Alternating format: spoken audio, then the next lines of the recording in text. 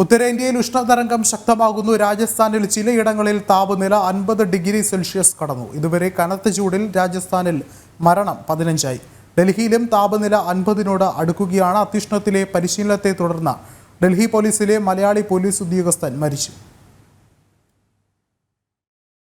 അത്യുഷ്ണത്തിൽ ജമ്മു കാശ്മീർ പോലും വിയർക്കുകയാണ്.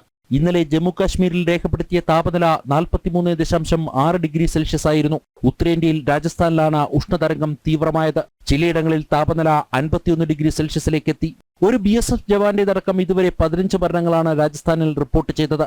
3965 പേർ ഉഷ്ണതരംഗം മൂലം ഇതുവരെ ചികിത്സ തേടിയതായി രാജസ്ഥാൻ സർക്കാർ വ്യക്തമാക്കി. രാജ്യതലസ്ഥാനത്തും താപനില ഉയരുകയാണ്. 49.2 ഡിഗ്രി സെൽഷ്യസ് ആയിരുന്നു ഇന്നലെ ഡൽഹിയിലെ കാലാവസ്ഥ.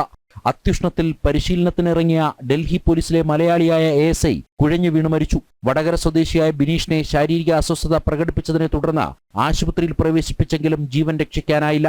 ഡൽഹിക്ക് പുറമെ പഞ്ചാബ്, ഹരിയാന, ഉത്തർപ്രദേശ്, മധ്യപ്രദേശ്, ഗുജറാത്ത് തുടങ്ങിയ ഉത്തരേന്ത്യൻ സംസ്ഥാനങ്ങളിലാകെ കനത്ത ചൂടാണ് അനുഭവപ്പെടുന്നത്.